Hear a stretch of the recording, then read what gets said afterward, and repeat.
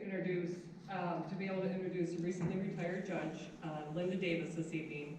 I had to write this down because I wanted to make sure that I got it right, because sometimes I get up here and I start rambling a little bit, so I didn't want to do that.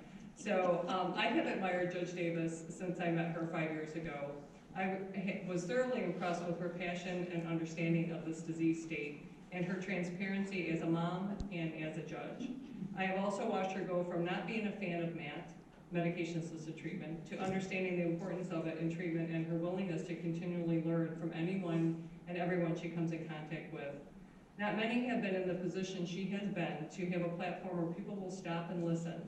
She has brought so much attention to this epidemic through her selfless pursuit of educating others and bringing members of our communities together, from those who are struggling to those who can facilitate change and everyone in between. She doesn't have to do this. She could be relaxing in some warm climate, golfing every day, but she chooses to do this for you, for me, and for the state of Michigan. And I don't know about you guys, but I'm starting to see a pattern between our judges here. Now we have 2 retired judges and they're both still working for FAN, so that's a really cool thing.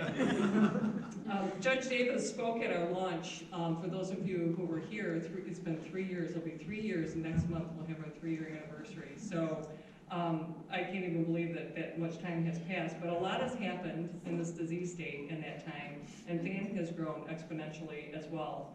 And we've done some pretty incredible things during that time, and she will share with you where we're headed as an organization now that she's full-time with FAN as our executive director. She has had an incredible journey. She's gone from being a teacher to prosecutor to the bench to executive director of FAN, overseeing all 22 chapters, and she's just getting revved up. So please join me in welcoming our leader and my dear friend, Judge Davis.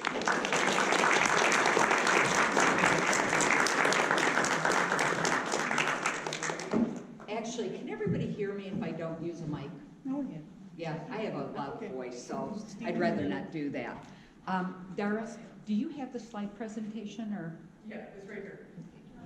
Oh, we don't have a clicker. So You don't? I'll Okay. press your clicker, so we just give it a sign. Okay, you'll have to click and I'll have to know what's up there, because those of you that have heard me speak know that I never use slide presentations. I hate them. I think they're boring.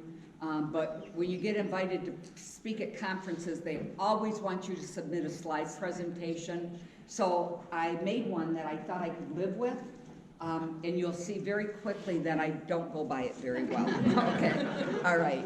So I am going to attempt to use a stigma dialogue, though, to talk to you a little bit and share my story and my vision for FAN, because almost everything that we do at FAN Central centers around reducing stigma. Every program we devise, every thought that we have is diminishing stigma, because it is the #1 block that stops people from getting well. I'll give you a perfect example of that. You just passed a microphone, and I know I'd love to watch the faces of people when they get that mic, because you can tell how hard it is to speak, especially if you are in recovery or if you have a loved one that's in recovery. I remember back to my days when my daughter was going through this. It was 14 years ago. And I have a hard time getting through the story of her addiction without tearing up, because it was so incredibly painful. And 14 years ago, there wasn't a group like this that you could go and talk about it. And I remember that the first time I said the words, I literally just fell apart hysterically crying. But I began to realize the very first minute I made my first phone call, the stigma that was going to stop my getting my daughter help. And I also would like to share with you my stigma of addiction. You heard my background. I was a school teacher. I taught an alternative program, which means that I dealt with children that had substance use disorder. I didn't know it. I just thought they were losers. And I truly did. I mean, when I was asked to take the class, I was getting laid off every other year. And I had a little boy I was raising on my own, and so I couldn't not be employed. So when they offered me the job to teach these loser kids, I said yes. And I walked into the classroom. I was scared to death of them. It's not what I went to college for 4 years. I wanted to teach history and psychology. I did not want to teach drug addicts and just try to get them to learn something. But that's what I was given the job to do. It was frightening. I had knives pulled on me, I had threats, I had people stalking me at my home. It was quite an ordeal, but I will tell you, and I'm not gonna go through all of that, it ended up being my favorite year that I ever taught school. I ended up falling in love with those kids by the end of the year. And you would have thought, because I'm an intelligent woman, that a light bulb might have gone on that, you know what, these really aren't bad kids. Things happen to them, events, their brains are different than mine. Something went wrong and this took over their life, but I wasn't that smart. So then I became a prosecutor, and my job was to prosecute drug cases. And I kind of felt like the old-time cowboy with notches in your belt. I was very proud of the fact that I incarcerated lots of people for using and dealing drugs. And I thought I was really doing society a big favor, because I was raised with a lot of stigma about addiction. Here I was as a prosecutor dealing with addiction every day, and nobody, when I was in college becoming a prosecutor, ever taught me a thing about addiction. So I was making decisions every day that affected people's lives, their freedom, with no clue about what I was talking about. I had stigma. Stigma is a mark of disgrace associated with a particular circumstance, quality, or a person. I judged people without knowing a thing about them. You want to flip to the next one? Stigma is rarely based on facts. So I had no facts on which I was making determinations about people's lives. I just thought I knew what I needed to know, and that's that you were a moral failure and you needed to go to jail if you were a drug user, an alcoholic, regardless of what your circumstance was. And we base those on presumptions, preconceptions, generalizations, which result in prejudice, avoidance, rejection, and discrimination. So I'm a very intelligent woman, and I hope by the end of that you'll figure that out, okay? But I never had any education about addiction. And when I became a judge, nobody educated me about addiction. 85 to 90% of every case that I touched had drugs or alcohol related with it somehow, and yet no one ever thought it was important enough to educate me about that. And so I kept making decisions about the freedom of your children, your loved ones, with no knowledge of that at all. And I brought lots of stigma to it. Where does that come from? It comes from TV programs that we watch. It comes from the environment that we're raised in. As a young kid, every time I watched a TV program, and I'm gonna really date myself, but I'm back in the days of, Fathers Knows Best, the good guys, the good little families. They didn't have addiction. So then when we did see movies with addiction in it, it was the guy laying under the bridge. And so my whole thought pattern was that was what addiction looked like. It didn't lurk in the houses of Father Knows Best or the Beaver Cleavers of the world. They didn't have those kind of problems because they were good families. And so I learned that behavior, and I learned it, and it was ingrained in me. And it took my own personal tragedy to really jar that and make me begin to educate myself and realize that I was doing this based on presumptions and preconceptions, and they had nothing to do with facts.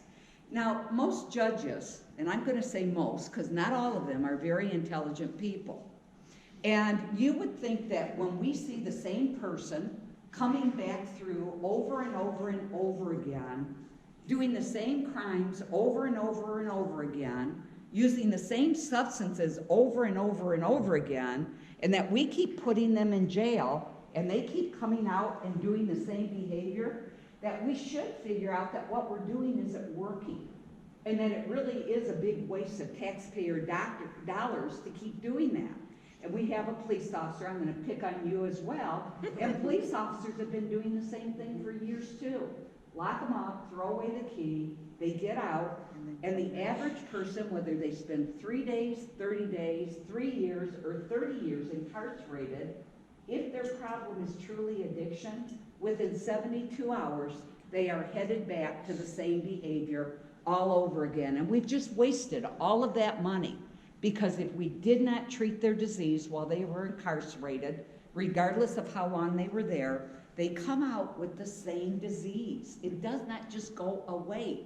It still is there. And so we really do a disservice, not only to the people that we're throwing in jail, but to all of the taxpayers, because we're just wasting your money. You can switch to the next slide. Stigma kills over 72,000 people from this disease. In 2017, 72,000 people died. I want you to just stop to think right now, corona. Nobody has died from that in the United States. And yet we have already started spending millions and millions and millions of dollars just in case. Now, I'm not telling you that I don't think we should do that. We should be prepared for whatever human disaster there is. But we've known this human disaster has been going on for at least the last 20 years, probably the last 50, and very few resources have been really put into this, and real solutions are very slow coming. That comes from stigma. If we were all screaming as loud as we would if one person got corona about the fact that we're losing our children, this number would start going down very, very quickly. We can talk about easy fixes, harm reduction, let's put everybody on medication-assisted treatment, but if we don't do that right and there's not a plan, we're just gonna create the next big disaster. We know medically assisted treatment works, but there is a system to it. And Dr. Christensen, I'm sure, or Dara can tell you this, that it's not a magic bullet. You don't give somebody medication and their addiction goes away. You give somebody medication and then you have counseling and group counseling and they work a program and they do all other kinds of things with it, and then you've got a good chance of beating this disease. But just medicating people is once again going to be a big waste of taxpayer dollars if we don't do that correctly. But stigma does that. We look for quick fixes with this. We don't do that with cancer. We don't do that with diabetes. We have long-term programs, long-term plans for people with real diseases. But when it comes to addiction, we don't look at it as a real disease. It's not treated like a real disease, and that just perpetuates the stigma that goes with it. How does stigma affect people with substance use disorder? And I'm going to use my own personal story to show you this one. When I discovered 14 years ago that my daughter had a heroin addiction, I was going to tell you that my very first feeling was shame. I would like to tell you it was worry. That came next.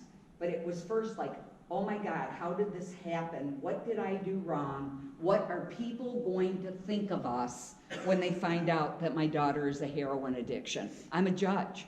I thought I'll never get elected again. I have to stay quiet. I have to isolate from this. And then as my day began, I didn't tell anybody I was a judge. I've never been one of those judges that I call restaurants and say, hey, Judge Davis calling, you got an opening tonight? I don't do that.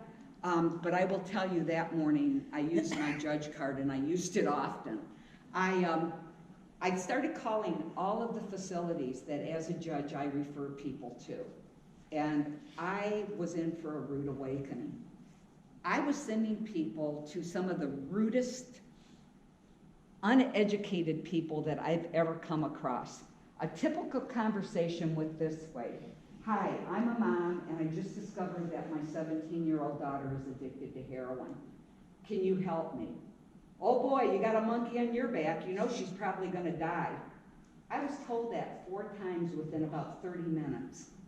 I was devastated. Not only was I scared to death at that point, but it was just like I felt like there was no hope. Every ounce of hope that I had was being destroyed with every phone call that I made. And then because of her age, I couldn't find a facility to send her to. So I finally, after hours of being on the phone with absolutely zero help, and treated more rudely than I think I've ever been treated in my life for anything, I called a hospital that I sat on the board of at the time, and I called and first asked them, do you detox people from heroin? And the answer was no, which I thought that was pretty surprising. I mean, this is a medical condition. I did know that by then. This is a medical condition, but you don't help people with it? How weird is that? You know, so I hung up and I kept calling other places to no avail. And I finally just put my daughter in the car, and on the way over to this hospital, I called the CEO and I said, I've never done this in my life, but this is Judge Davis, but I don't want anybody at the hospital to know it. I'm taking my daughter in. She's detoxing from heroin. She's extremely sick. I can't find a place to take her. Will you please admit her and just get her comfortable so that I can figure out what my next step is going to be? It took about 5 minutes of cajoling, but he finally agreed that he would help me out and that he would tell nobody who I was.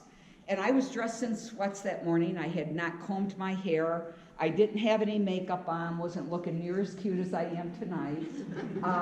And I took her into the emergency room. They very quickly got her into a private room. And I was upstairs. I actually even had on house slippers. I didn't even take time to put my shoes on. So I was looking pretty much like a loser. And I walked out into the hallway to call my secretary to let her know. And my secretary was like my sister. And it was the first person that morning that I told what was going on. And she was the only kind voice I heard that day, I will tell you that. While I was standing in the hallway, it was the first time that morning that I actually broke down and cried. When I started telling Louise the story, she had a lot of empathy for what I was going through, and I think that kindness just took me to my knees. And I started crying, and I heard a doctor and a nurse standing at the nurse's station, which was from me to Alfred. And I heard the nurse talking about the pathetic mom crying over her junkie daughter. Oh my God. And I'm going to tell you, I knew at that moment that at some time in my life I was going to be the voice of change. I was so shamed, and I was so humiliated. I've been called lots of things in my life, but pathetic has never been one of them. And I just didn't know what to do with that, to process it. I hung my head. I can almost feel my posture change at that moment, where I slumped over and I was just defeated. I had all this misinformation. My daughter's going to die. There's no help for her. There's no hope. And I'm pathetic and she's a loser. That's what that morning did to me. And so stigma really does destroy self-esteem. I have a huge ego. I'm the first to admit it. That morning I had no ego. I very quickly started isolating from people and friends, as do people that we love that have addictions. That's one of the first things that people that are using drugs do, is they start to isolate from their families, their support system. You start feeling unworthy. I really did feel unworthy. I felt like I had nothing to offer anybody. All I could think about was my daughter, and this went on for a long time. It caused feelings of shame. I felt very shamed by the fact that my daughter was using drugs. I felt very shamed because I allowed it to happen under my nose and I didn't see it coming. I felt feelings of immorality, like if I hadn't gotten a divorce, maybe this would have never happened. If I hadn't married the wrong man that had alcoholism in his family, this might not be happening. So I felt very immoral at the time. I felt very weak. I really did feel like I just needed to curl up in a ball, and I did. I went to work every day, but it went something like this. I'd be on the bench, and the minute a young girl would come in front of me that had an addiction problem, my secretary would look at me and she'd hear my voice start quivering. I'd say, I need to take a break, and I'd go in the back, I'd cry, and get my composure, throw some more makeup on, cover up all those red eyes, lots of teardrops and stuff, and then I'd walk back in and try to handle each and every case that came in front of me. It was torture. It was torture. I actually thought about leaving the bench at that time because it was so painful to do my job, knowing that while I was there, my daughter could be out using and die. It was a horrible, horrible 3 years of my life. And when I think back on it, it was only FAN that got me through it. It was not the system of treatment or anything else. It was moms and dads who were just like me, that they felt very hopeless and helpless, and we just wanted to talk to each other. We just wanted to know that what we were feeling was normal, and that someday it might go away. And then lack of control. I used to wake up every morning and just think, there's nothing I can do. There's nothing I can do. I've already been told she's going to die. I'm just waiting for that call, and I felt like I was totally out of control. And I think it's important for us to understand what stigma does, because everything that FAN does, there is a plan to it, and it's to reduce all of those feelings. I want to really give kudos to Jackie. Last year, Jackie came to our all-conference our all-chapter conference, and she talked about this family and friends thing, and everybody was abuzz about it in the room because it was something that, boy, I wish I had had.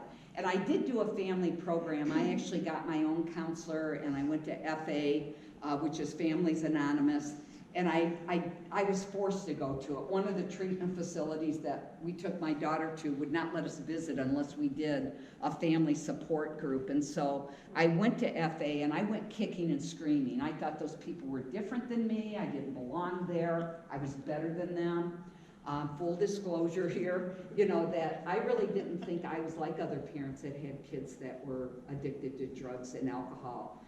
And I learned very quickly after going the first 2 meetings, I just sat silent and didn't talk, didn't say a word. But then as I sat there and I started realizing the value of sharing and talking, and it's why we pass that mic, because you need to get used to your own voice talking about this problem and asking for help.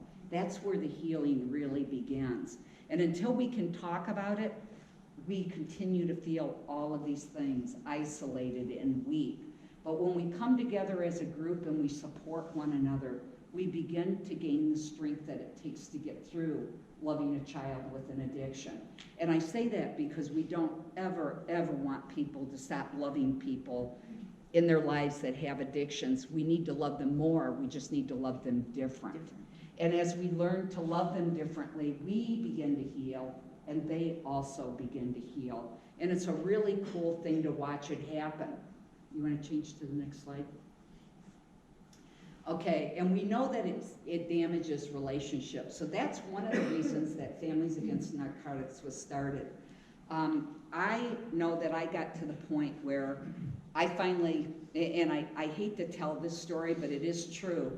My daughter would go to treatment, she'd come back, 7 of them to be exact. I was spending every dime I had because I thought the more expensive the treatment, the better. I wasted my life savings on paying for very highfalutin 12-step meetings. I did not realize that expensive did not mean quality, and I didn't understand what I was looking for or even what good treatment looked like at that time. So I just kept throwing money at it, thinking, maybe we'll find that magic bullet somewhere and she'll come home and she'll be cured. And she would come home, it would last a month or 2, and then she would go right back to using again. And on the last go around, we literally got into a physical fight. We fought to the ground, and I told her I was giving her $20 the next day, and she either had to figure this out, that I couldn't live like this any longer. I felt like my life was as destroyed as her life was, and I think we get so helpless that that's where we get to, and it doesn't have to be that way. If we build a support system around us, we can learn better ways to do that. That was the day she decided to get into treatment, thank God. I don't recommend that to parents, to fight your kids to the ground and threaten their lives, but it's what worked for me, you know, and she did get into treatment and has been opiate-free for almost 11 years now. In June it will be 11 years. But I will tell you that if I had not had resources and I was not who I am absolutely convinced that she would probably be dead today. But during that whole period of time, we started meeting in the basement of a church. And I cannot tell you the power I felt from sharing that story the first time and getting that monkey off my back. Sharing it openly was freeing. And everything that I thought was going to happen, that people wouldn't vote for me, it was totally the opposite of that. I'm probably one of the most popular judges in the state of Michigan because of my openness about my daughter's addiction. She's not so thrilled about it, but everybody else is. So anyhow, but It does damage relationships, and it damages relationships with healthcare professionals, with family and friends, with law enforcement, with so many people, because people see people when they're in the midst of their addiction at their very worst. I understand why hospital ERs treat people with addictions the way they do, and I understand why cops treat them the way they do, and I understand why judges do. Because when we see them, they are at their very lowest, their very worst, and it's hard to see past the addiction to see what lies underneath that. But that's what we need to do as a community, and it's what we need to do as FAN, is to raise that person back up and paint that picture of who they can be if we treat the addiction. My daughter was not a junkie. She was an incredibly intelligent young girl, straight A student, athlete, accepted at every college she applied to. Not that that matters, because it didn't matter if she had a high school education. She was not a loser in any stretch of the imagination. But boy, what society did to her really made her feel that way. The way she got treated at hospitals, the way we were talked to, it was not like any other sick person, and we need to demand better, and I do now. I do. When I see that happening in an ER room, boy, I call it out. You know, and I do educations in ERs, and I educate doctors, and I educate police officers. But it might interest you to know that when we were getting ready to launch one of our programs that deals with stigma, and I wanted to do something with police departments, because I thought if police departments in general change their attitude about addiction, that will be the fastest way to stop the stigma that goes with addiction. So we literally target police as being partners with us in this fight of stigma reduction. We read about this program in Massachusetts where a police officer opened his doors and offered help instead of incarceration to people that were suffering from addiction. And I knew that I had the relationship with police departments in my community from being a prosecutor. Most of the chiefs are my age, and so I knew I could convince them to at least give this a try. And they did it kicking and fighting. I'm going to tell you, it wasn't something they embraced with open arms at first. When we first launched, we thought we were only going to have 4 police departments that launched with us, but we needed to get started, and we were willing to do that. By the time we actually got all the protocols together, I bought enough lunches for the police departments. They finally, 23 police departments in 3 different counties agreed to give this a try with us. And they will tell you to this day that they thought this was going to be a huge failure. And now I go to them with an idea for a program, and they can't wait to get started because they saw the value of it. It felt better to help somebody than to go to their families and tell them that they just lost a loved one. And police departments all over the state, we started with 23, we have 90 now that we're working with. I believe we're in 8 different counties at this point in time, and that is growing by leaps and bounds almost daily. I also want to talk a little bit about FAN, because we really did just start as a group of passionate parents that wanted to make a difference, and we grew that to where we have 23 chapters in the state of Michigan, and we have 7 more chapters that will be launching in the next 2 months. So we're almost up to 30 different chapters, and every county in the UP, Lower Upper Peninsula, every single county up there is starting a FAN chapter. So it's unbelievable at the growth, and where there's growth, you know there's need. I think it is the only meeting of its kind where people in recovery, professionals, and family members come together to begin to start that healing process. And I'm really proud of our police officers because they are constantly challenging us to do more and more. So a couple of weeks ago, we launched a new program called Comeback, the Quick Response Team. The state of Michigan actually reached out to us and said, we have some money. How do you feel about starting a new program? And we said, sure. Are there parameters? They said, tell us what you want to do with it, and you seem to know how to spend the money, we'll give you the money. So we've been wanting to launch a quick response team where within 42 to 72 hours after an overdose, a team of people, a police officer, a peer recovery coach, and a nurse, goes back to the house and offers help to individuals that have overdosed from drugs. At a bare minimum, we leave Narcan with them and train them on how to use it. We give the person that is suffering from SUD Narcan, and we also leave a kit for their family.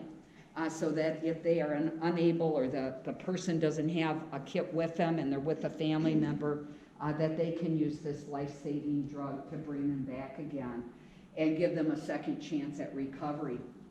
But it's only been operating for 3 weeks. We've already placed 7 people into treatment as a result of that program. And one of the stories I'd like to share with you was we went to a house and there was a young woman who had a 3-year-old child that was pretty strung out, and there were drugs in the house and things, and this 3-year-old was running around. There was no heat in the house. And her fiance, who also lived there, was also pretty strung out on drugs. We were able to get both individuals into treatment, and the child was able to go with the mother to a treatment program that allows children to go there with them so that they're not disconnected. We were able to partner with one of the community colleges to get heat restored to their home. And we received a letter from the young man that I don't think I've ever read such a heartfelt letter in my life about, you know, I've been in and out of treatment a lot of times, and I actually think this time might stick because I have never been treated with so much kindness as your group treated me with. There was never a moment of judgment. And that's what we need to do, is get out of the way. Police officer that's here would be happy to know that when we first started this program, we did a survey of people that were in recovery. And we asked them, would you prefer to go to an ER or a police department to ask for help? 100% of them said police department. Yeah. What does that tell you about our healthcare system? Yeah. That's pretty astounding when you get down to it. And we have heard so many success stories that I could literally spend a whole nother session just sharing stories with you. But FAN is making a difference in so many ways. I want to share one last story. You want to flip again? I'm not even sure where I'm at in here. Okay. We know that it inhibits access to treatment, but stigma does a lot of other things as well. I want to share a story. Back several years ago, my dentist came to one of our FAN meetings, and we were talking about how dentists are the #1 prescriber of Vicodin to children for wisdom teeth being pulled. And he called me on his way home, and he says, oh my God, Linda, he says, I can't get you guys out of my mind. And he said, I had no idea. You've got my word that I'm done. I'm not writing it anymore. I'll come up with alternatives. I had no idea what we were causing. But I'd like to get a group of my dental friends together. I'll order in dinner at my office. We'll have about 20 people come, and I'd like you to come and share that information with my dental friends. I said, sure, get it set up. I'll be glad to come. I went in and I started presenting to this group of dentists. And one young dental guy, he was an oral surgeon, got furious with me. Who do you think you are? You're a judge. You know nothing about medicine. How dare you tell me what I should and shouldn't prescribe to my patients? And he stormed out of the room. I thought, well, didn't go over so well with him. You know, but the rest of the dentists, they actually listened. I didn't see him for about 1.5 years, and 2 Christmases ago, I was invited to Angels of Hope. It's a fundraiser for kids with cancer. And guess whose table I got seated at? Okay, so I sat down, and, you know, I'm not looking to cause fights with anybody, and I said, look, I know that I'm not, you're not my biggest fan. I've got friends that are sitting over on the other side of the room. If you'd rather I not sit at your table, I'll be glad to go join them. And he said, no, I'm actually glad you're here. Have a seat. So he said, I want to tell you that you changed the way I practice medicine. And he said, and I have a very big ego, so it's hard for me to tell you that. But he said, the next day when I went back and started doing my procedures and I went to pick up that pad, I could not write those scripts. So I decided I was going to check it all out. And I started doing the education and looking at what you had said. You had passed out some articles to us. I used those as the beginning. And I discovered that everything you said was actually right. And he said, so not only did I stop writing opiates for for dental procedures, and it might interest you to know that we are the only country in the world that uses opiates for dental procedures, okay? He said, not only did I stop, but I work in 5 different groups, 5 different dental practices, and we counted up how many pills we didn't write because of your one lecture, and it tallied to over 1 million. 1 million pills that were not written because of one presentation. And that's the difference that FAN is making, and we don't always hear those stories. I probably hear more of them than most people do because I'm out all over the state, and people want to share those kind of things with me. But we've started collecting letters from doctors and nurses and dental people who talk about the changes that they've made in their practices as a result of FAN presentations.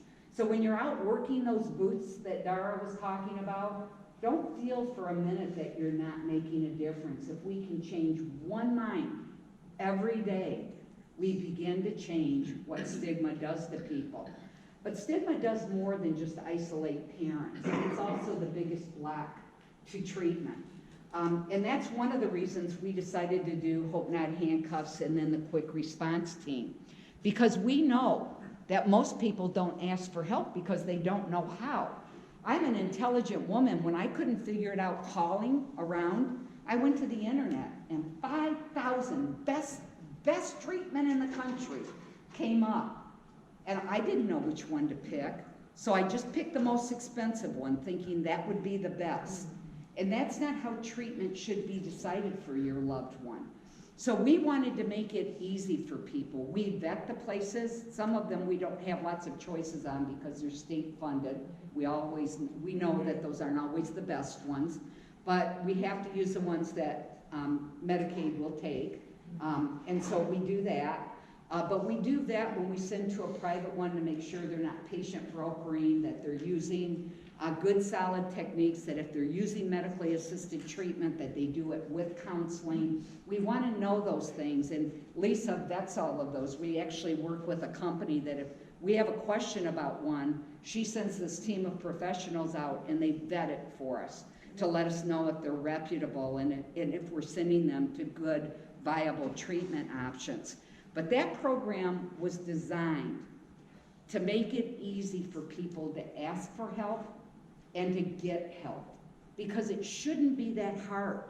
We shouldn't humiliate people when they're ready and they want to walk in and say, help me. We should be there with open arms, because for someone to reach out and say, I'm sick, I need your help, if we turn them around and say, you got to wait 2 weeks, we're likely to lose that person in the 2 weeks that we're making them wait.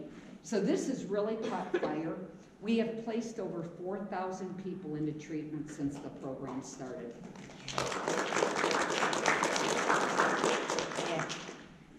Okay, it also, and I know that we have Dara and Dr. Christensen back here that use medically assisted treatment. There is also a stigma against that, and people in recovery have the biggest stigma about it. They think they have to suffer to get well. And there is this whole dynamic that goes around that you have to do the hard work. We use those words all the time, and you do. Getting sober is not easy work, and you do have to put some elbow grease into it if you're gonna be successful. But we would never think of treating another disease without medication. And there are some good viable options. Our problem is that we don't have enough doctors like Dr. Christensen that really actually understand when to use what medication and what this particular person needs. So there is a big push now to educate doctors and to get them to go into the field of addictionology so that they understand what works, so that people like me will trust them, that they know what they're doing. And that not everybody needs medically assisted treatment, but when they do, we should not shame them that they're somehow weak because they need medication. We don't do that to diabetics. We don't say, oh, you're on insulin? Boy. And then just programs like the needle exchange. And I will tell you, I had biases against all of this when I first started this work. When somebody told me they wanted to give clean needles out, I thought, you've got to be kidding me. Where are we going with this? Are you guys nuts? But I have embraced that idea, and I actually think it's a good one. We know that we have HIV, hepatitis A, B, and C that are on the rise. We do know that people that you have drug addictions don't usually have a lot of money. They can't afford clean needles. Don't we want people to not be spreading diseases that are using? Somebody isn't going to start using or use more. As a matter of fact, studies show that if we supply clean needles to people, that they actually will, a large portion of those people will seek recovery when they're treated with respect and they're not made to feel shame. I do a lot of work in the upper lower peninsula in Traverse City particularly, and I heard a really unique one up there, and it's amazing to me, and I'm going to share it with you. They have a wet house up there. Does anybody know what a wet house is? They kept arresting the same people for being homeless and alcoholics. So what they did is they said, we're going to provide shelter for them, and they can drink while they're in the shelter. It's a 3-quarter house where you can drink. And I thought, boy, that is just bizarre. I had a hard time wrapping my head around that. But it's what's really happened up there is they curb how much you drink. So they help you drink safely. And you're allowed to drink. You have to, there are curfews, there are rules you have to follow and everything. But they have found when they take the shame out of it and they acknowledge that we know you have a problem and we want to treat you with compassion and kindness and no judgment, that people, 70% of the people that live there stop drinking. Yeah. Isn't that amazing? We got it all wrong. We're twisted in how we think about this. You know, if we can't get somebody to come to us for treatment, let's help them find it. And that's what we need to creatively be looking at all the time. I just flew overseas last year, not going this year, but last year I flew overseas, and one of the airports had a safe use site where you could go in and there was someone there that would give you a clean needle and you could use your drugs and then you could go about your business.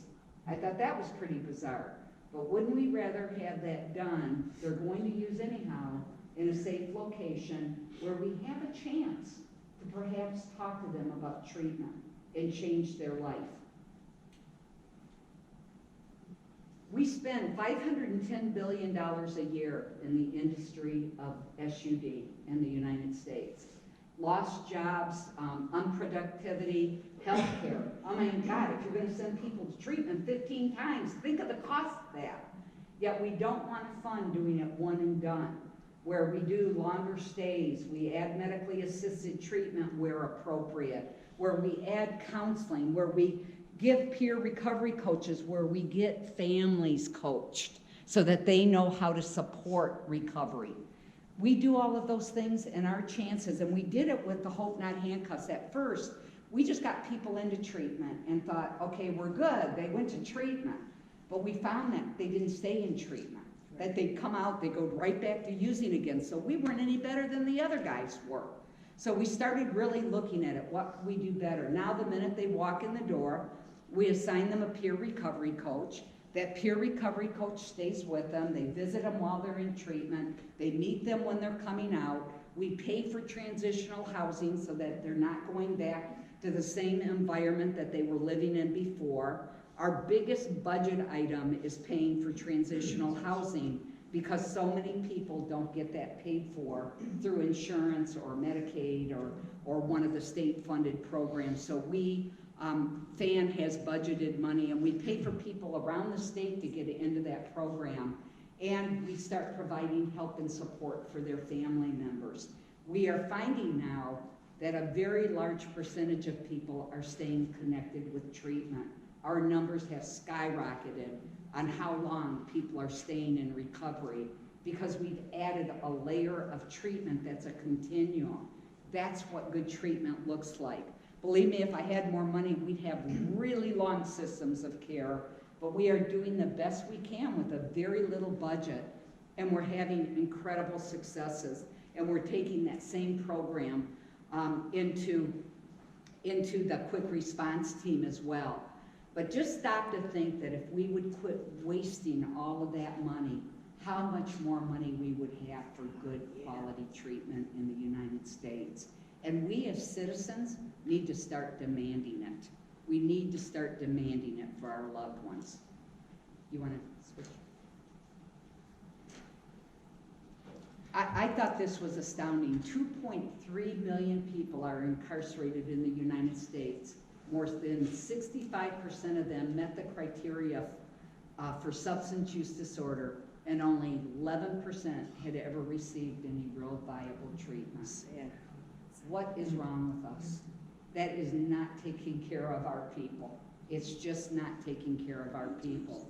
And so we are wasting money on incarceration, where if we took those same dollars and put it into treatment, we could turn this around and have real successes in the world of treatment. So what can we do to diminish stigma? First, we need to change the way we talk, and I'll pick on judges first. We all run drug courts, and Laura, I'm sure that you'll go along with me on this one. I wish I had a dime for every time I said, you know what, you tested dirty. We would never tell somebody that went in and got tested for sugar that, guess what, you're dirty today. We use clean and dirty to talk about whether or not there are drugs in somebody's system. Talk about the #1 stigma maker. Yeah. You know, we use language that makes people feel like they're immoral, that there's something wrong with them, that they're less than, they're unworthy. I will tell you, I went through a lot of guilt over my daughter, but when I looked at the number of people that I had affected, not only them, but their families, the number of moms I had sitting in the back of my courtroom crying that I just thought was pathetic. You know, that's what someone called me, that's what I used to think. But we can change that one person at a time. I'm on the governor's task force for the judicial branch, and the one thing I said that we really need to do is it needs to be mandatory 3 days education for anybody that wants to be a judge on addiction. It's 85% of what we do, and we ought to be educating about it. To let somebody make a decision about someone's freedom with no knowledge is pathetic, and police officers should have that same 3-day mandatory training. We need to offer compassionate support, which is what we're trying to do through the programs that we do with FAM, not only for people with SUD, but also for their families. And thank God for Jackie, who has allowed us to take her program that she wrote and make it a FAM program that we are going to be rolling out to all of our chapters this year because of her kindness and generosity, and because she sees the value in using FAM as a conduit to make sure that parents get the support that they need. We need to display kindness to people in vulnerable situations. Not tell people, well, what'd you expect? You're gonna use drugs, you're not gonna have any heat. We need to go fix their friggin' heat and treat them like human beings. And that one act of kindness might be the conduit to make them say, you know what, this group is different. Let's give this a try and see if we can't get our lives together and live the lives we were meant to be. We need to see a person for who they are, not the drug that they use. Yeah. And we do that all the time. We need to quit calling them addicts, junkies. We need to see them for people. Joe was a great guy who had a vision in life, and he lost it because of his substance use. Let's get Joe back again, and let's help him find those dreams that he lost because of his substance use. We need to listen while withholding judgment, and that's a hard one. I'm a judge, I judge all the time, okay? But that's a really hard one to do, is it's hard not to even judge our own children when they're in the midst of this. But if you can hold the judgment and just have empathy and compassion, you'll get a lot farther with your loved one. And treat SUD patients with dignity and respect. No more treating them like they're the wicked stepchild when they're in a hospital session or a police department. And I will give our law enforcement a lot of credit. In the beginning, there was a lot of tweaking that needed to be done, and it came from the top down. But they are required to treat everybody that walks in the door with respect and to withhold judgment. And the stories I've heard from police officers that have done that for what they call their repeat offenders has been astounding, that the help that they've been able to offer people. And do your research and learn about drug dependency. If you are a parent and you have a loved one with an addiction, start reading, you guys. Start reading everything you can get your hands on, because the stories will be all the same. The faces just change. And what can we do to diminish stigma, avoid the hurtful labels? And I've already talked about some of these. Replace our attitudes with evidence-based facts. I have changed a lot of minds about medically assisted treatment because I talk about facts, not fiction. It is a fiction that people will just continue to use if we give them medically assisted treatment. It is a fiction that they are weak if they have to have medicine to get well. It's a disease. We need to start talking about it factually like a disease.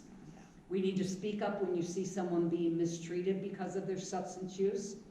I do it all the time in ER rooms, and we need to use people first. It's okay to say, Michael has an addiction, or Michael suffers from opiate use disorder, because you said Michael first and you put a name to the disease. Yeah. He is a person who has diabetes. He's not diabetes, okay? He is a person who has diabetes. So think about using first person, put it in person first, and those are just few of the many, many things we can do to change the language around addiction.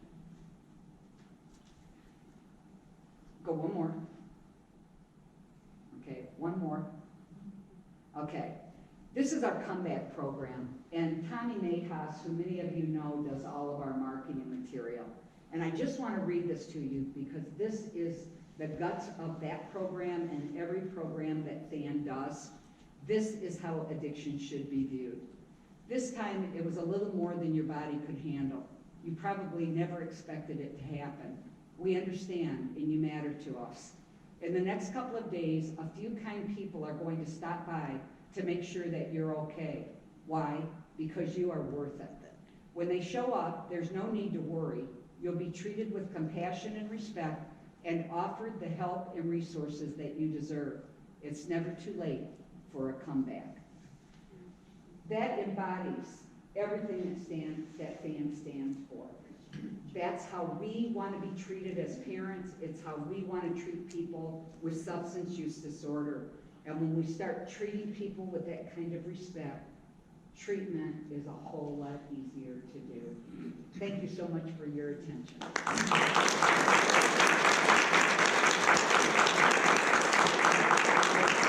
We have new materials for you. We are redoing all of FAN. We realized that we were part of the problem. I want to share one last story of stigma with you, just because we did change all of our FAN materials because of this one story. Last year, we do a big run every summer, and if you haven't ever been to that, I would really encourage you to come out and check it out. We have over 3,000 people that show up for this run, and it is quite a spectacular day. Lots of tears. We have a memory tent that used to be one tent that was probably from the wall to me big, and now we fill the whole stadium with tents of people who have lost loved ones and are showing their respect for them at this run. And we give the families a chance to show their child for more than just their addiction, and it's pretty amazing things. I have 2 teenage grandsons that every time they walk through that tent, they get teary-eyed and talk about what a difference it makes to them to just see that. So if you have children, don't be afraid to bring them. But we were invited on Fox 2 to talk about the run, and they wanted me, because they always want someone real to come and share their story. They wanted me to bring someone in recovery with me. And so I took one of the young girls, and she was really hesitant to share her story. She had never done it before, and doing it on television isn't always easy. But she had really been telling me, I want to start sharing my story. I think I'm ready. She's in college. She's very well spoken. And she wanted to share her story. And she went with me. She finally, I didn't pressure her. I just said, let me know. You know, we've got plenty of people that'll do it, but if you want the opportunity, it's yours. And she finally came and said, yeah, I want to go. And she did a miraculous job. It was just, she just showed such a beautiful picture of recovery and what hope looks like. And it was phenomenal. And the next, it aired, and I didn't see it, I didn't watch it, I don't ever watch TV, so I didn't see any of it, but she came in the next day and she was crying. And she said, I don't ever want to do that again. And I said, why, Andrea? And she said, because they took my beautiful story and made me look so dirty. She said, I would say something and then they would shoot and they'd show somebody laying on the ground with a needle in their arm. And talk about addicts and junkies and all of this, and everything that I tried to undo with my talk, they just made it worse. So I said, come on in my office. We went in and I called the reporter that did the story. And I said, I want you to hear how you made this young woman feel, because you gave her lots of accolades yesterday. I want you to know what your reporting did to her.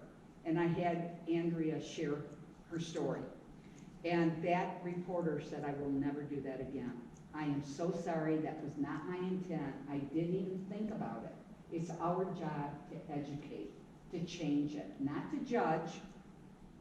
Great reporter, does lots of stories for us. It was not his intent to rip her apart, but if we don't ever tell them, they don't ever know. Yeah. And so we are putting a whole media package together on what responsible media around addiction should look like as a result of that story. But then we started looking at our own brochures, how negative they were. And so we have revamped them all, and I would invite all of you to take a look at them tonight.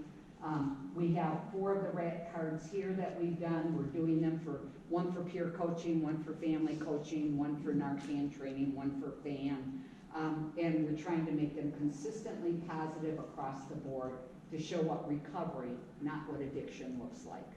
So thank you so much. If you have any questions, I'll be here for a while.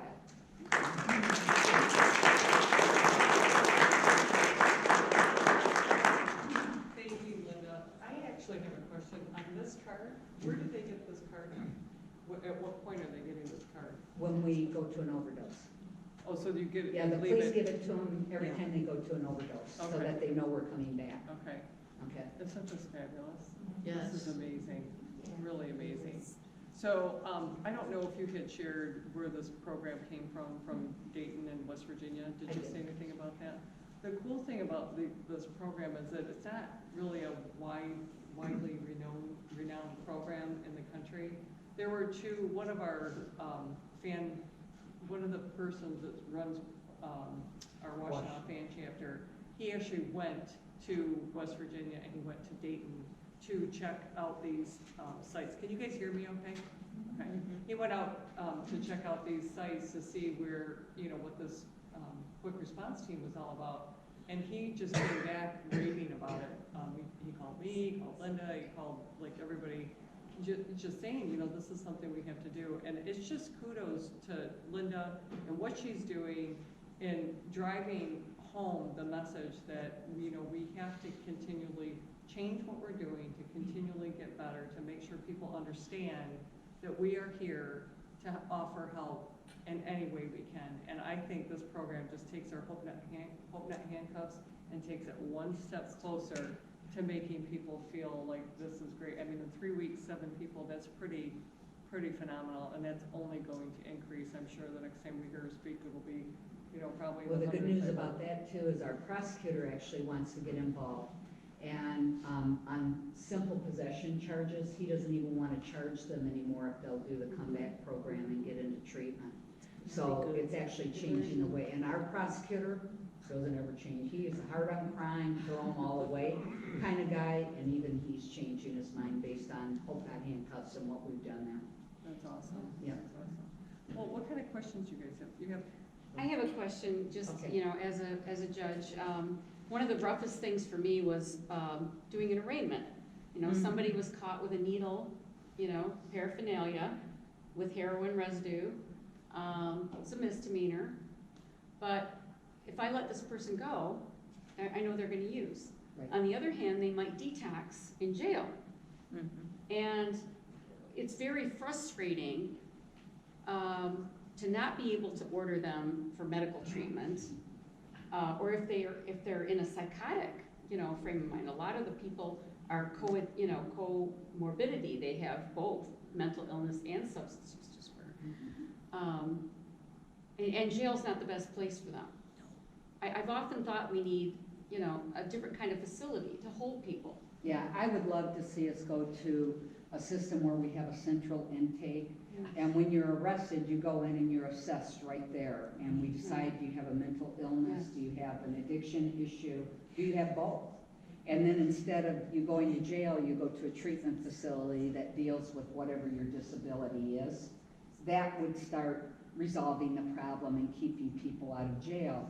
And then you go from there. But to incarcerate people that are just ill, that if you ever got them past their illness, they would never commit another crime, is just a waste of everybody's time, effort, and money.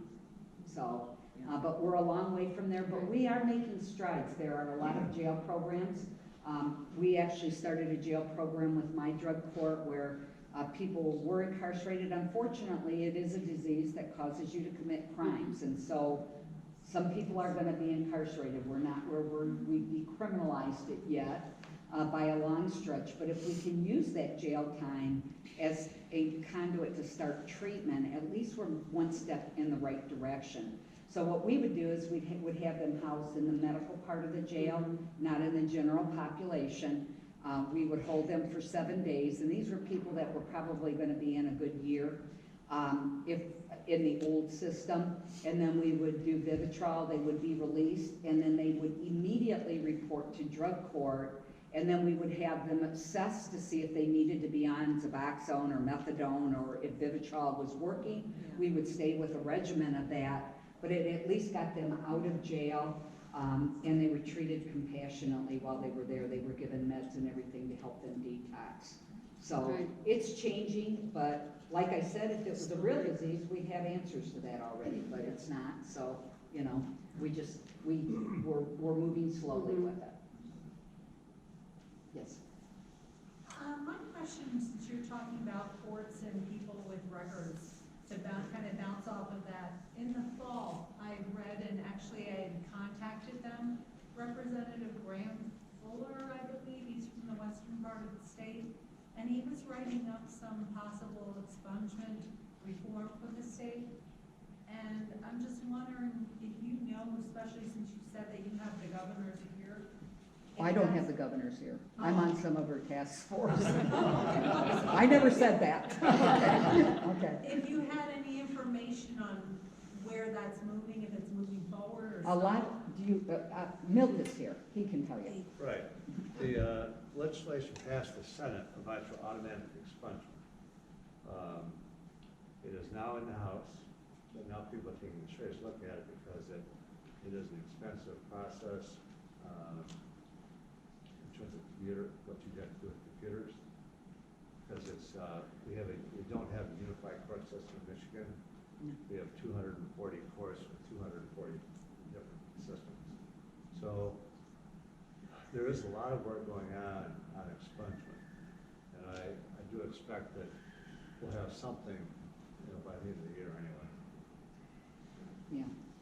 And we are moving, like there are prosecutors that are really doing some creative things with upfront stuff where we don't even get to the point where they have the charges, so. I actually have a question here. Okay. Was you Macomb County prosecutor? Because one of the problems you have now is that people come in front of a district court judge charged with a misdemeanor, and they're obviously psychotic. So they're sent to the forensic center for an evaluation, which is a horrible waste. Last year, there were 443 people sent by district court judges to the forensic center for evaluation. Of those 443, 139 were found incompetent to stand trial due to mental illness. Of those 139, 9 were ordered into treatment. So the 443 people sent because of mental illness, 9 got treatment. And the treatment they get is not to make them well, it's to make them understand who the judge is, Right. and who the prosecutor is, and who the defense They attorney is. understand the process. So it's expensive, ineffective, wasteful, And it's caused a huge backup at the forensic center because we have people who are on incompetent stand trial. They can't get into the forensic center because it's full. And so we prepared a memorandum of understanding between the CMH system and the prosecutors so that if a person is arrested and charged with misdemeanor, the person is sent to CMH for treatment to help restore their capacity. So we have about 8 counties which have signed on so far.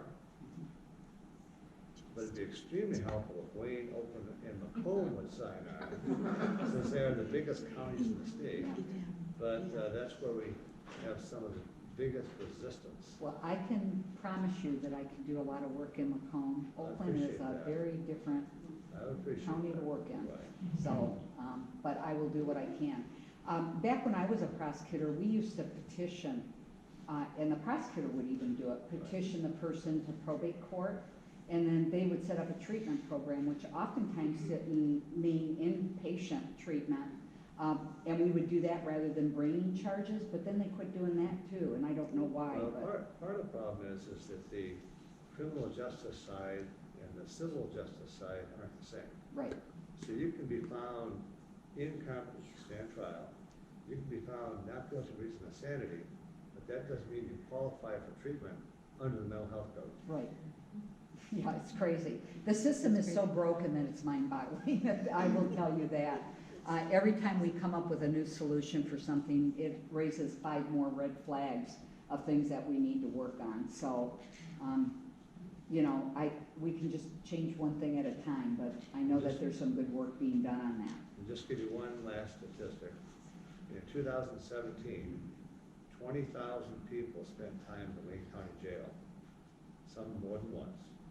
Of those 20,000 people, 10,000 had a case history with community mental health. Wow.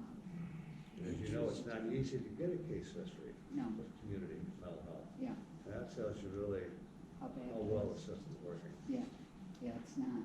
Milt, just out of curiosity, what needs to happen for the county? Like, what steps need to take place to get them to change their minds and to see the light? Well, you have to, the prosecutors are somewhat resistant, Okay. you know, the law and order kind of a I thing. mean, divert them out of the system so they're not Well, charged. Well, actually, the best thing to do would be to get to people before they get in trouble. So, for example, we got some changes in the mental health code 2 years ago. So in Huron County, they've adopted this program so that normally what happens if you want to get mental health treatment, you got to go to court, get an order, and then take the order to the police department, and then they come and drag your son out of the house to a crisis intervention facility, where a doctor decides whether or not the person needs mental health treatment. If the doctor says yes, you go to a hospital, get 2 more doctors to say you need treatment.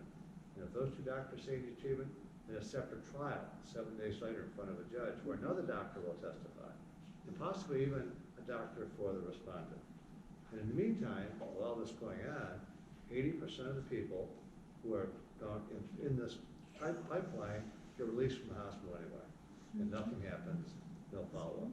So, this new process, the CMH files a petition with the probate court with 1 cert from CMH that says this patient needs treatment. The patient can choose to show up at the hearing or not, but they're not going to be picked up by police. The judge conducts a hearing and says, okay, I'm ordering outpatient treatment. And then sends the order back to the CMH. The CMH then has a psychiatrist finalize the report, sends it to the court and says, okay, this is the treatment order. And then they tell the patient, you must do this, because if you don't do it, we're going back to see the judge, and he's going to put you in the hospital. Well, they don't want to be in the hospital anymore, they want to be in jail. So, these first They 10... stay compliant on Right. medication. So these first 10 people, in the 5 years before they started doing this, had over 35 hospitalizations. Since then, 9 of the persons have had no hospitalizations, and 1 has had 2. So think about the consequences. These people are now living a healthier life, number 1. Number 2, they're not going to the hospital, which saves an enormous amount of money, which they can use for outpatient treatment. If they're not going to the hospital, they're sure not seeing law enforcement. They're not getting in the criminal justice system in the first place. So I would suggest that the first step we have to do is fix the mental health code and fix the way we handle people with mental illness so that they don't end up getting in front of any judge. Yeah. Not a probate judge, And most judges would like that. right? Yeah. Well, actually, probate judges are the ones who wrote that book, How to Avoid Probate. Okay. Yeah. Okay. I think you're out of So time. that's my, We go to 8:30. Oh, okay. Anybody else have questions? Yes. I have one, if you don't mind answering it. How is your daughter? She's doing good. Yeah, no, she's doing good. She works at a court. And she's got her associate's degree, and I'm hoping that she's gonna go back soon and finish that up, but so far, so good. Okay. Yes. Again, bless your heart and your daughter's heart, and if you wouldn't mind talking about, you mentioned your daughter may not be happy with your decision to be so vocal about her. How do you handle that? We have rules, okay? And I follow them. I respect what she wants me to do. Number 1, I usually say I have a child, not a daughter, unless I'm talking to a small group like this and it's not being televised all over the place. So, and I never use her name. You never heard me say her name. I have more than 1 child, so if I say a child instead of a daughter, and my son doesn't care if everybody thinks it's him. So we've come up with rules, and when I do big television programs, I say I have a family member, and I don't use her name or disclose who she is. But she's coming around with it. Like when she started her job, her big thing was, I don't want everybody at work to know. Well, she lived in Florida when I started doing this, and she didn't care. I mean, I asked her before I ever shared her story if it's okay or not. And she was fine with it because she didn't live here, and then she moved back. And so I had been sharing her story for 7 years. So most people know her story. And so when she got the job at the court, the judge knew her story. You know, she went in and applied, and they knew she was in recovery, and they didn't care. And she's a good employee, and she's had her job for over 5 years, and they promote her all the time. She's doing great. But she kept saying, I don't want you to say it's your daughter because I don't want people at work to know. And I thought, boy, you're naive because everybody at work does know. But then one day somebody said something to her about being in recovery, and she said, don't tell everybody. She said, Jess, everybody here knows you're in recovery. But nobody ever treated her any differently. And so that really did ease it a little bit, that she doesn't get treated differently. And I really believe that at some point she'll share her story. She just doesn't want to do it right now. That's a very good point, have rules, I like that. Yeah, we had rules. Yeah. And I stick by them. Sure. And I can tell you that if she relapsed, none of you would hear about it, because I would not talk about it publicly. That's her life, her business. And unless she was ready to share that, I would not share it. Thank you. You're welcome. Yes. Very good. Okay, trying to think back to before I came to recovery and I knew nothing about any of this. What happens when you start taking people who have gotten in, who have been criminally charged or whatever because of their addiction issue, and then you release them, and then is the public gonna be like, what are you I'll tell you, doing? that Because has they don't not been my understand. They're not experience in with the Hope recovery. Not Handcuffed program and with drug court. I oftentimes would have the people that were the victim of the theft crime, and 99.9% of the time, unless they had issues, they were more than glad to see the person get help. You know, you always get that one person that likes to stir the pot. But most of the people, they knew it was because of a drug or alcohol issue. Oftentimes it was a neighborhood boy that they knew growing up. They just wanted to see him get well. And we really haven't gotten much pushback on any of our programs from that. I mean, you know, and we also don't get rid of the criminal charges. I mean, that's not part of the Hope Not Handcuffed. This is pre-arrest, And if they have warrants out, we have agreements with a lot of judges that they won't, they will hold the warrant and let them go to treatment. And most of them show up to take care of the warrants, because once they're in recovery, taking care of all that junk is part of your recovery. And so we work with them. That's what their peer recovery coach does, is go back to court with them and get these things cleared up. And 99.9% of the judges that have any kind of knowledge at all, if a person has been working a good program and is staying sober and doing the right things, they're not gonna incarcerate them just to show that they can. You know, that's becoming less and less of a popular thing to do as a judge with drug courts and so much knowledge about this being out there in education, that it's getting to be less and less of a problem. Yes. Your conversation about stigma and acceptance and love, different kind of love is really important, and something that I'm learning over and over again. But as the family member of a loved one, we experience a lot of game playing and manipulation, and it's very hard to walk that line of. HIPAA very clearly tells doctors if they think your child is a danger to themselves or someone else, they can talk to you about their health problem. You know, we have lawyers that just have steered the pot with HIPAA, that they make it much bigger than it is.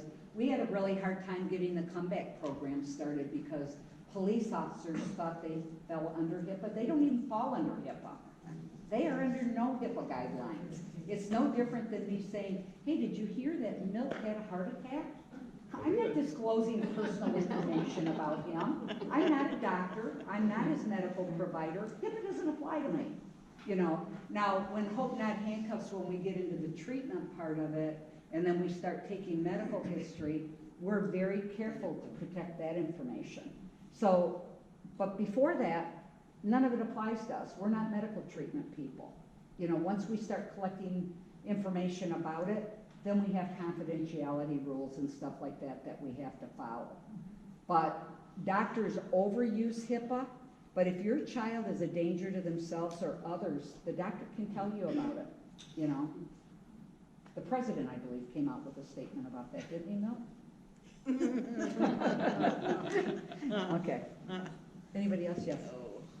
Is there anything, looking at down the road at least, is there anything we can do about getting it more into the schools? Because we know most of them start using when they're teenagers. We're in over 250 schools in the state of Michigan right now. We're in schools educating all the time. You know, so that's up to your local chapter to make those inroads, and then to make sure. We use young recovering people to go into the schools, and we've been in every school we've ever presented in, we're invited back every year. Okay. They say it's one of the best programs they do. So, you know, but you've got what's missing in your meeting is you don't have a lot of new young people in recovery. You need to work on getting some of your three-quarter houses and treatment facilities here to start so that you can learn from those people. I'm going to tell you, the best education I ever get is from the young people that come to our fan meetings that are in recovery. I have gotten schooled very well by those young men and women, you know, and they're not afraid to speak up, and it gives them a voice. So We usually have a lot more here. yeah. A lot of them are, there's an AA Al-Anon dinner anniversary event tonight Oh, with okay. speakers, so. All right, I'm glad to hear that, because that's an important part of. Right. And we do speak at Plymouth Canton School twice a year. We actually get called in. And we speak, unfortunately, only to the health departments, or the health classes, but all of the health classes.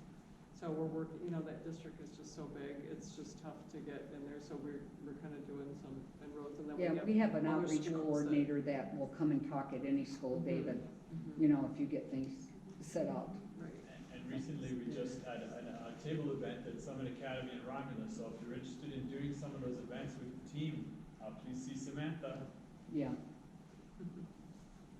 And this could be an all-out, and I'm sorry for holding up, but I was encouraging the family member to look into, now that the Purdue Pharma claims for opiates are open until June 30th, and I'm just curious if anybody has any feedback, because we're not, it's kind of like an option of doing it independently or going through a lawyer, but they're kind of talking about like amounts.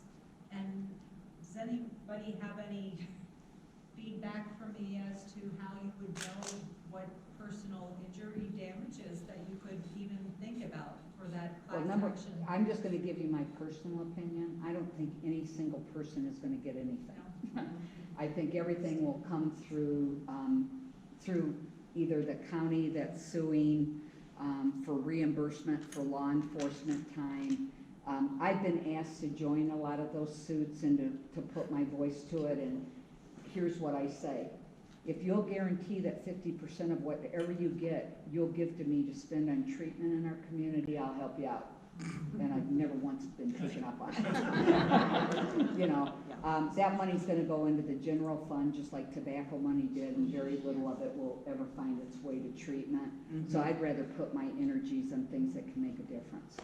You know, I think pharmaceutical companies are just going to get fined, and then they're gonna go to another country and do the same thing all over again, but that's what they're doing already. You know, we are not going, they're too politically strong, we are never gonna punish pharma. You wanna see changes in the pharmaceutical world, start bringing criminal charges against the CEOs instead of money damages. I wanted to mention, I think it was last month, almost 6-8 weeks ago, I went out to a town hall meeting outside of Grosse Pointe South and Grosse Pointe North. Family Center out there hosted the whole program. It was the saddest thing I've ever seen. On stage, this young man, I believe he's a junior in high school, he had a double, he Oh, lost yeah. his lungs. Did you see that? Yeah, Amazing. from vaping. Yeah, and so I didn't have a chance to go on the stage and talk, meet the mom and him. But what I read in the paper afterwards was that he's willing to form a group to educate young people. Yeah, we are actually bringing him, we've been in communication with him, and we're bringing him as a speaker. And we're gonna try to do it where it's somewhere central, so it's Washtenaw, your chapter, so we can hit several chapters and, That's wonderful. I was Yeah. hoping that you would. yeah, be able we've to already connect with started them. working on that. Yeah, thank you so Yeah. much. And we're working with GrowthWorks too to try to do a town hall, a vaping town hall as well. So they're trying to get the time to be able to do that, but I think that would be really great. Lisa, is there anything else you wanted to do? I will tell you that we haven't even advertised our family coaching program yet. We already have over 120 people signed up for it. That is just growing by leaps and bounds, and we're seeing really, really great things happen as a result of it. That's the one thing I would have given my right arm to have another family that I could have trusted to talk to when I was going through this. Yes? Going into the research for the dental pain meds, my son's an endodontist, and I talked to him a little bit about it because I had heard about it, but he was kind of skeptical and he wants research, to see. There's all kinds of articles about what dental. So just dentists have done. Google it basically. Yeah, you can, For yeah. studies. Yeah, and I'll see if I can pull up the ones, and I'll shoot them to Dara and she can get them to you. Right. Or Google Scholar, That's if what I you was want just about to say, studies, Google Google Scholar is Scholar. really Yep. good. Yeah. Okay. Yeah, there's lots of articles out there about what the dentists have done. Yeah. Okay, you were a great group. Thank you for having me.